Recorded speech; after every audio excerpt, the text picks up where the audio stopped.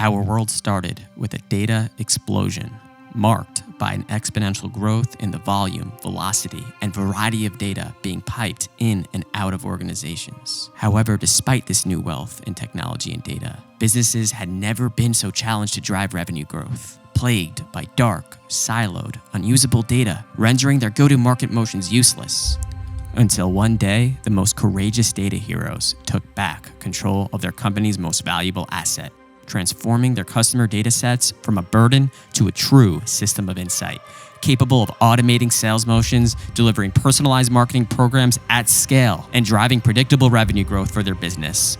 Welcome to the Data Heroes podcast, powered by RingLead.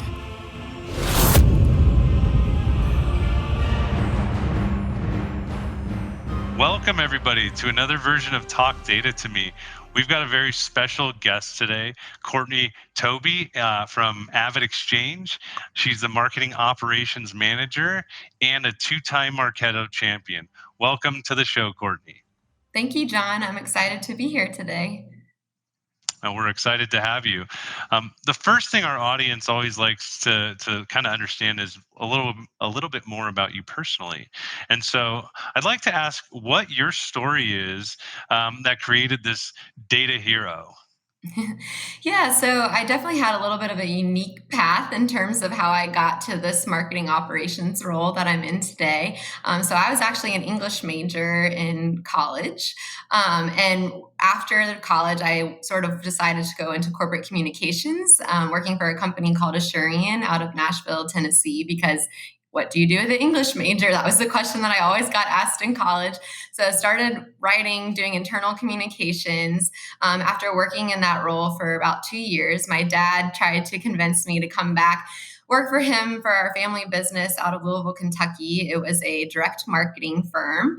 And he convinced me. I accepted that job, moved back to Louisville, and was working as a marketing department of one for him. So I was really doing everything from helping him create websites, helping him with the print collateral, so coming up with the copy, working with the graphic designer on the design, helping launch new products. And at the time, he was trying to help expand the scope of what I was understanding in marketing, and really empower me to make it my own and focus on the parts of the marketing role that I really enjoyed. And so he sent me up to a conference in New York, and I was walking the trade show floor and stumbled across their Marketo booth, and started talking to them and was like, wow, this is an awesome technology. I think this is something we can definitely use. So I went back to Louisville. I started making this internal business case for him as to why I thought we needed this Marketo platform, and how we could not only use it for our own internal marketing purposes, but really resell it to customers. We were trying to figure out a way to expand our scope outside of just the traditional print offering, and thought it was something we could really add on to our service offering for them. So I did a little informal RFP. I evaluated HubSpot, Acton, Marketo, and there was a tool specific to the print industry called Mindfire. Ended up selecting Marketo and just sort of went from there. I taught myself the platform. I implemented it internally. I really enjoyed learning the whole thing. But after working for my dad for 2.5 years, he ended up selling the company. I relocated to Charlotte, North Carolina, and started working for a company called Inc. And sort of went back to my traditional, English major roots, was working in content marketing again. And the person who was managing the marketing automation platform, Marketo, left, and they were asking around if anyone knew how to use it. I raised my hand and sort of got back into that role. So after that, I worked for a small agency here in Charlotte, and then moved into the marketing operations role that I'm in today at AvidXchange. And it's truly something I'm very passionate about. If you had asked me back in college if I would be working in technology, I would have told you no. But I've enjoyed every step of the journey as to how I've gotten here, and really how I've sort of gotten to see, like, MarTech allows you to use like your creative side of your brain, but also a very strategic side of your brain, getting to see how both pieces of that overall like marketing picture sort of comes together with the data and the creative to generate results. So it's been something I've really enjoyed. Yeah, I think that it's very unique to see somebody in this operational position that has a background in content, a major in English, and direct response marketing. Like, Yeah. how are you just doing systems, or do you like tell your marketers to shorten their message, get to the point, make their offer, put a tripwire in? Like, are you strategic also in like helping them to do better marketing? Yeah, so that's actually been a really cool thing that I've gotten to see over my 3 years almost at AvidXchange is I think my team is now really viewed more as a strategic partner. So like, yes, we help with the day-to-day campaign operations, but we're also pulled in like very early on to help sort of shape the go-to-market strategy. Our team of campaign managers work with my team on a daily basis, just in terms of like overall strategy. How can we think about things differently? How can we leverage the full scope of our technology stack to make a campaign really stand out? So that's been a really cool thing to see us getting pulled in more from this strategic level. And also something we've really gotten to see is, when I first started at AvidXchange, we were truly just supporting the demand generation organization. But a little over a year ago, we transitioned from HubSpot to Marketo. And with that transition, we've gotten to see our scope of support expand from just supporting demand gen to really the entire organization in terms of how we execute campaigns, what systems we need to use, helping data flow across, the entire organization in a more seamless way, leveraging that technology stack, and also just how we can really streamline a lot of business processes that are still manual. So it's been a very exciting journey, and that's part of the work that I really love is just seeing how marketing operations, this one small little team in an organization can really help shape the overall growth of the organization in terms of how we're streamlining processes, building efficiencies, and just helping data flow in a more seamless way across the entire organization. Yeah, I think that, I see Marketo less as a marketing automation system and more of like a life cycle management system at this For point. I mean, it's sure. gotten so broad where you can follow a profile from beginning to end and assist with every department. But Definitely. back to kind of you personally, what would you be doing today if you were not this marketing automation guru? Yeah, well, if I was talented enough, my dream job would be to be a singer. Like ever since I was little, I thought like, being a rock star would be really cool. But unfortunately, that's never going to be in the cards for me. But my other dream job, I used to tell people I wanted to be the next Katie Couric. So maybe a journalist of some sorts. Well, it's never too late, but I think you got a lot to accomplish in this role and in this Martech community before you go out and become the next Katie Couric. But I'll look forward to seeing you on TV someday. Thank you. This is sort of a fun, go between. I get to do marketing operations and have cool conversations. So it's a good compromise. Absolutely. So, basically, you've used multiple systems. You were in HubSpot, and you've done an RFP across all of the platforms, and sounds like you probably had some influence on your company moving to Marketo. Yes, I'm sure there were a lot of people who had part of that made that decision, but you were probably a key influencer. So, for sure. why did you decide to personally brand around Marketo? Yeah, so I think I got really fortunate in the sense that Marketo was the first marketing automation platform that I ever worked in, that I learned, and I really was used to getting the full functionality of what a marketing automation platform can do. And so I used Marketo now at 4 different companies, and AvidXchange was the first place where I went into the role not working strictly out of Marketo, and they were working out of HubSpot at the time. And for me, it was really a big challenge because a lot of just the easy day-to-day things that I was used to being able to leverage in a Marketo was not easy to do in HubSpot. So it actually, took me trying to figure out a lot of workarounds. How can I solve for this? Something that would have been a really easy, engagement program out of Marketo. How do I build that in HubSpot? So it was a big challenge for me. And I think going through that experience, it really opened my eyes like, wow, I've been very fortunate to get to learn this tool from day one, get to work in this tool from day one. And it's just been such a wonderful community that I've been a part of as well. Like the online community that Marketo has, getting to be part of the champion program, the salespeople I've gotten to work with at Marketo, like everyone has been so helpful. The implementation that we did at AvidXchange was really challenging in the sense that, so we had two separate Salesforce orgs for two different sides of our business, the buyer side and then what we call our supplier side. And the whole part of this RFP and what I was tasked to go and do was try to figure out how we can get one marketing automation platform that will pull in data from both orgs of Salesforce. And that was really challenging. It was a unique architecture. It was leveraging some sort of middleware to be able to go and do what we needed to do.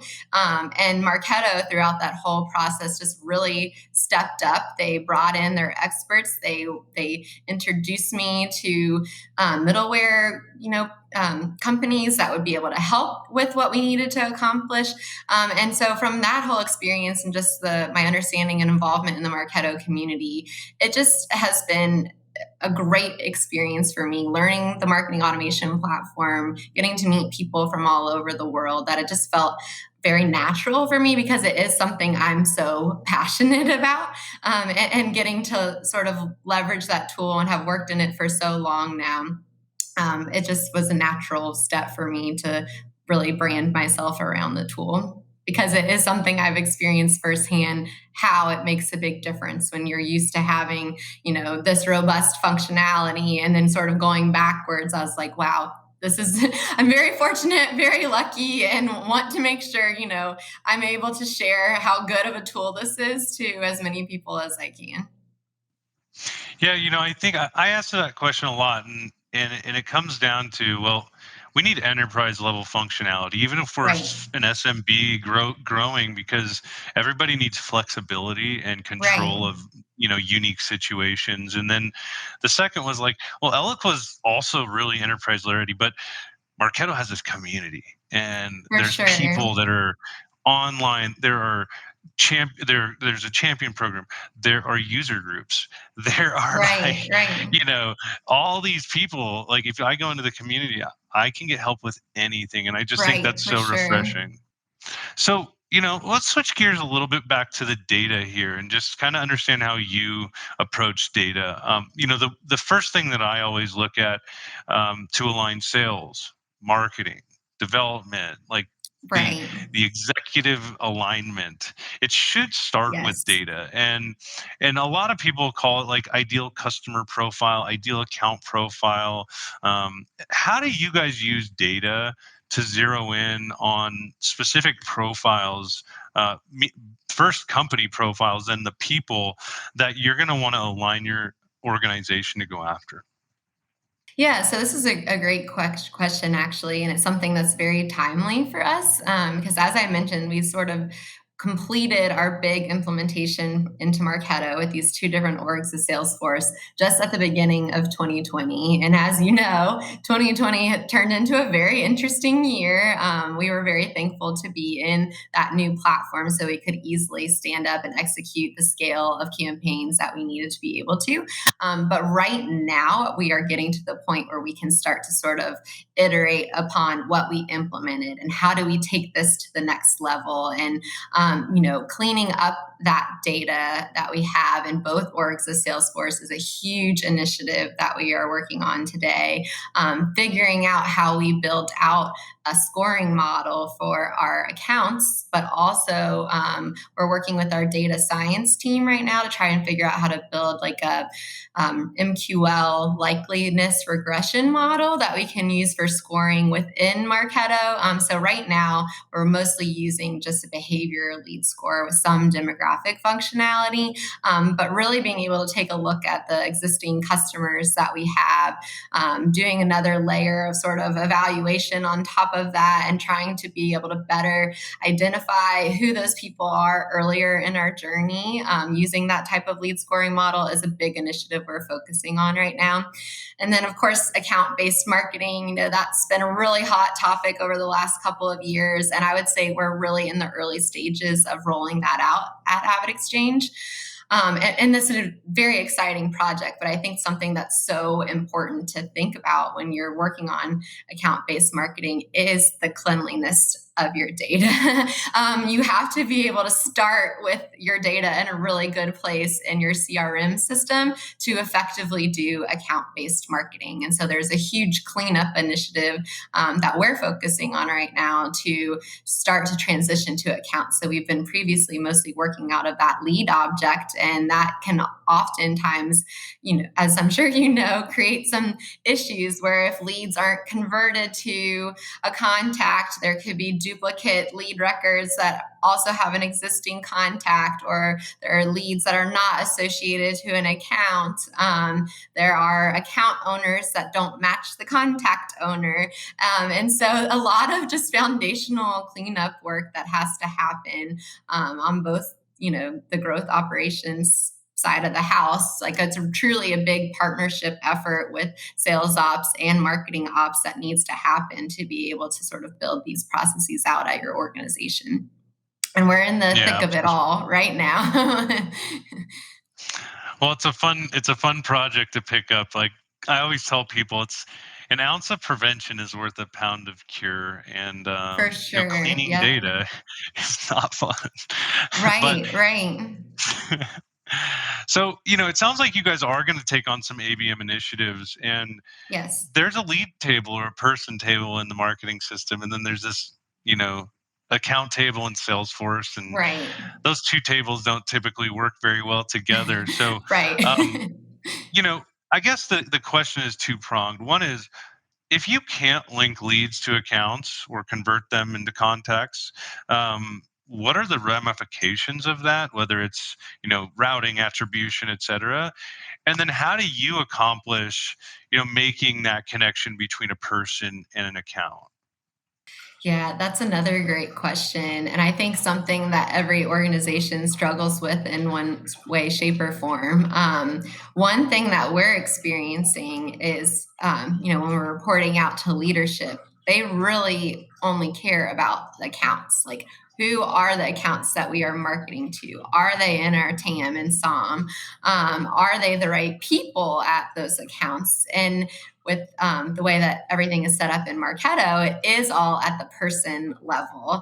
So we've been really recently focusing on our marketable database, meaning who are the people in Marketo that we can actually email, who have a valid email address, who've not unsubscribed. And what's been challenging and interesting is that leadership is wanting to see that reporting at the account level, not at the person level. So we've been working once again with like our data science team and our growth analytics team on how we even match that data up. How do we marry the information that we have in Salesforce with accounts when we don't have leads associated to every single account in Salesforce? How do we tell the story of who is marketable in terms of these accounts when we have multiple people in our Marketo database who are associated to one account? So if one person is still opted in, does that make that whole account marketable? So it's a very interesting conversation that we're having in terms of how do we talk about this data? How do we understand it?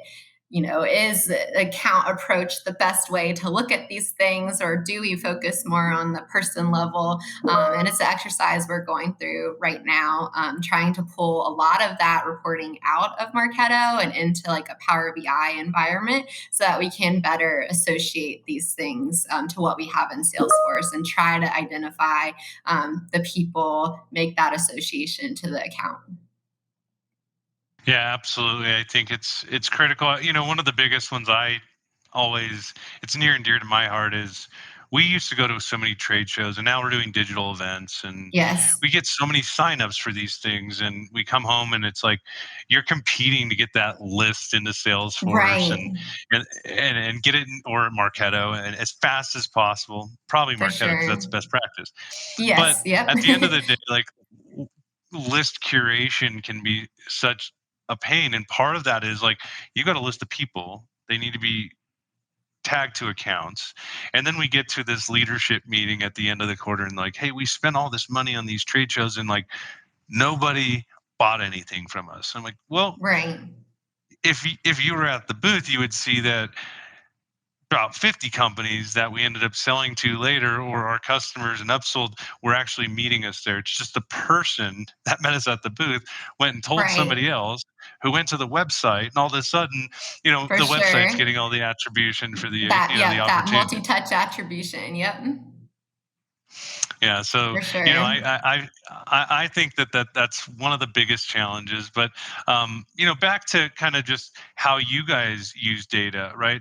We've had a lot of people come to us and say, "Hey, we got Marketo or Eloqua or Pardot or whoever sending us these out of compliance emails all the time. And I know I've got bad Right. data in there. And I don't know, maybe it's like invalid emails, or like you said, maybe these Right. people aren't even associated to the TAM, right? Or the Right. SAM. So what do you kind of do to make sure that you keep that storage tied to prospects that are going to be viable, maybe for a purchase, but also community building? Right, right. Yeah, I mean, that's a great question.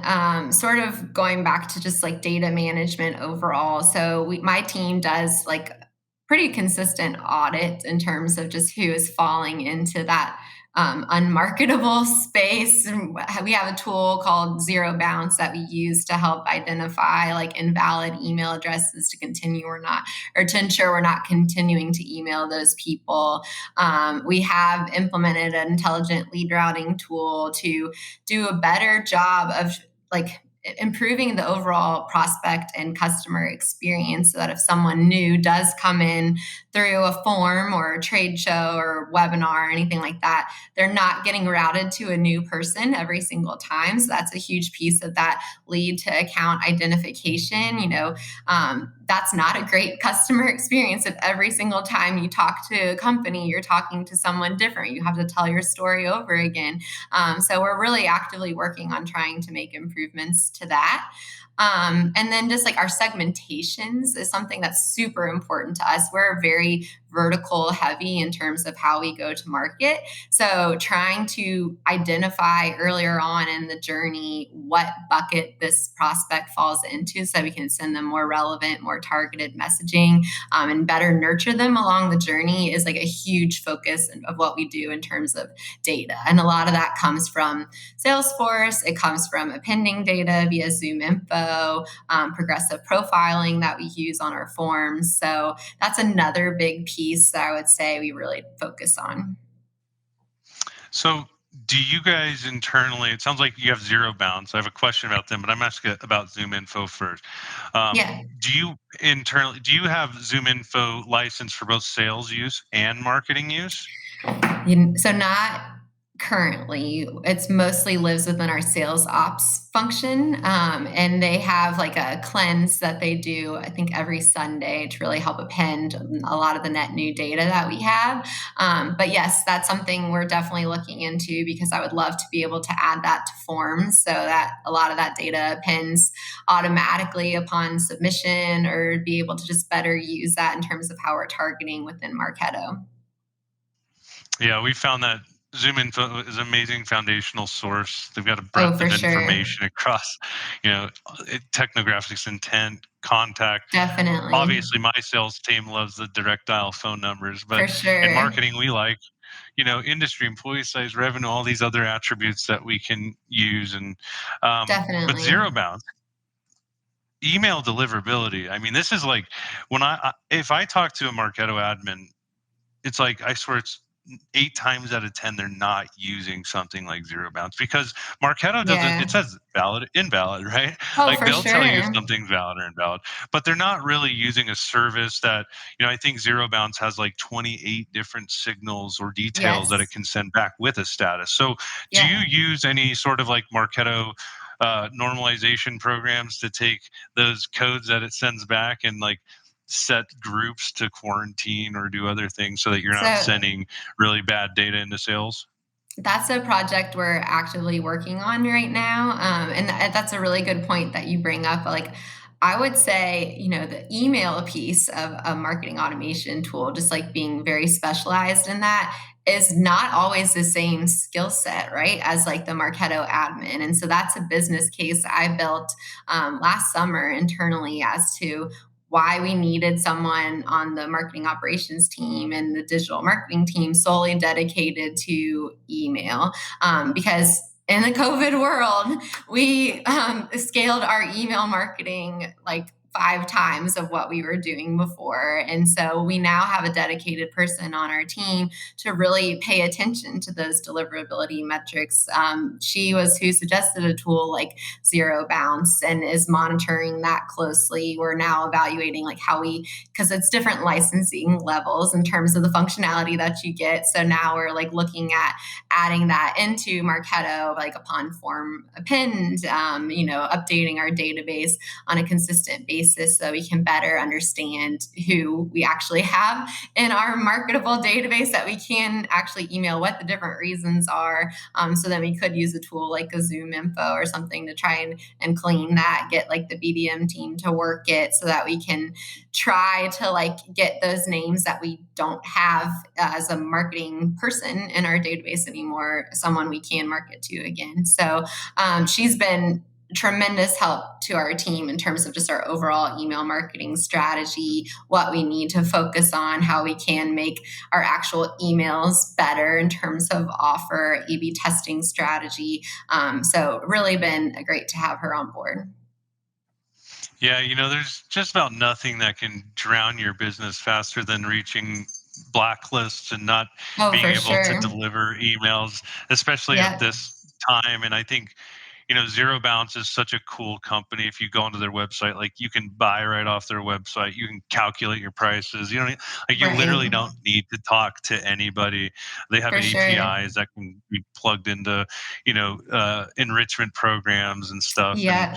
um, Yeah, yeah, we're no, it's a great actually company. working on a cool, like, one-off project on the supplier side of our business where we're automating what was a completely manual, like, direct mail project. We're now automating how we capture that data, so we're using Workato for all of this, running the emails that we get out of Salesforce through Zero Bounce before we even put them into Marketo to make sure that they're actual like viable email addresses that we can send to, and now going to be emailing those people instead of doing the direct mail send from the get-go. And then we're also looking to add like a trigger-based direct mail functionality like a PFL or a lob, so we can fully leverage like a multi-channel strategy for this, what was a previously all manual. Like we had a team member actually like going into an Excel file, pulling out the data points from Excel, like running it through a manual, what we call like a vendor match process, then uploading the list to the direct mail vendor. We're automating the whole thing. And so it's a really cool project that we're working on, and like a good example of how you can use like lots of different functionalities from your MarTech stack to, just continue to identify efficiencies and streamline those manual processes. Yeah, I'm a big fan of direct mail, and I actually heard you mention it earlier when you were talking about working For with your sure. dad. And I was like, Yes. I was going to ask you if you believe in direct mail, and it sounds like you guys are already implementing a strategy. But for those of people that don't utilize direct mail today, can you give them just some information on how you think it helps overall with marketing? Yeah, that's a great question. I mean, the thing that I always go back to is like, back in the day when email was new, it was like email was the unique way to stand out in someone's inbox or mailbox. But now, like, direct mail is more of the novelty. You get so many emails, and email is an effective, wonderful tool. But when you combine email with a direct mail strategy, I really think that can take your campaign to the next level, get higher response rates, and just help you stand out overall. Like, there are a lot of really cool companies like a Sendoso or an Alice, or like I was even saying a PFL or Lob, that now allows you to easily do direct mail too. So you can use things like your lead scoring model to send a trigger-based direct mail piece when someone's engaged to a certain threshold, where you can be a little smarter and more tactical in who you're marketing to with direct mail, because it is a more expensive tactic than an email campaign. But if you're being smart about how you're doing it, if you're really targeting your list, especially with like an account-based marketing strategy, I think you'll see higher results. Yeah, I think when people first buy it, I've used Sendoso, I've used Alice, I've used PFL. I Yeah, love all of them. Like, as for long as I sure. can Me too. send something and send it Yep. automated, I love it. Alice seems to have this AI in their tool that can apparently guess what gifts people like, which seems pretty unique. Yeah. But I typically see sales reps using it, and then eventually, like, marketers like the champions of Right. the world are the ones that really know how to build out these programs, are actually automating that in their ABM. And I just Right. think that's so powerful. I mean, because it's one thing when a sales rep has a quota to hit their sends. And I'll Oh tell you right now, yeah. as a sales leader, they never hit it. Like, they literally never Right. hit it. So, Right.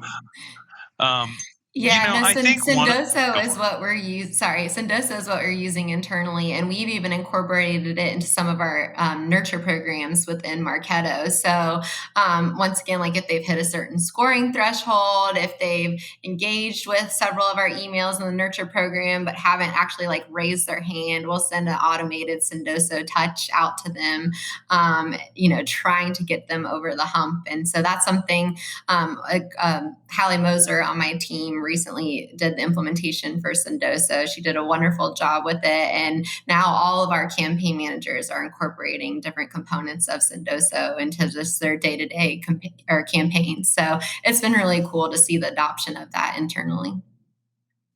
That's super cool. So I have, one more question. It sounds like Sure. you've mentioned the word business case a lot. And I know that Yes.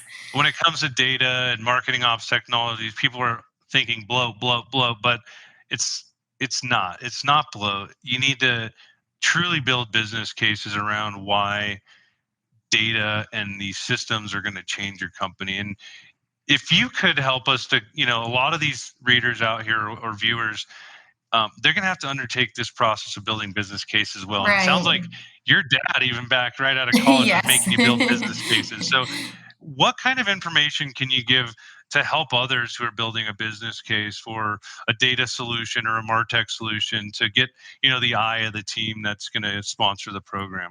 Yeah, that's a great question. And to be honest, I've seen exactly what you were talking about too in terms of bloat. So I've seen, when you've been really strategic and you have an effective business case where you've partnered with the right internal stakeholders, like that, in my experience, is when a technology deployment goes right.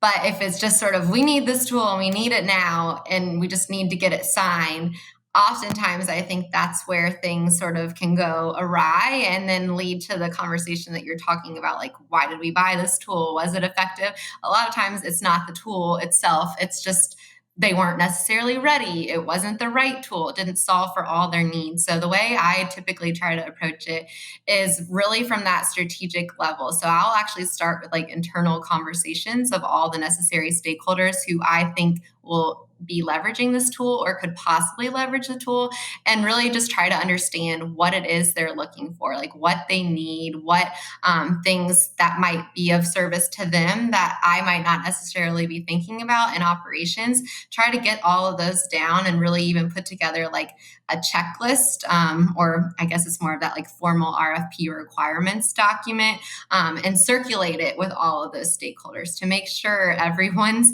voice has been heard, that we're all on the the same page in terms of what we're looking for. And that's when I really start to send that out to a couple different vendors. So I typically talk to 3 or 4 vendors for every tool, make sure they really understand those requirements that we're looking for. And then also, sometimes I even will give them like a use case of a specific scenario we're trying to solve for internally and want them to come back with or to me with an example of how they can build that out leveraging their tool. And that way, a lot of the work in terms of your business case is already even done for you up front. You have the requirements that you're looking for, you have all the stakeholders that you need to be involved with in this project, and you have a specific use case for a project of what you're trying to solve for, written out to you in terms of the technology and how it can solve for it.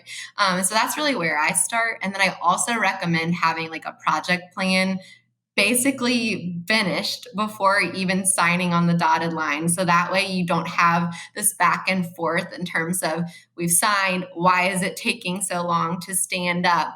Who is owning what piece of the project? Like you want to be as buttoned up before you sign so that internally you're just ready to go. So that's sort of what I've learned from doing several different technology implementations and the way that I like to approach it. Yeah, it's a lot of hard work, and what It people don't is, yeah. understand.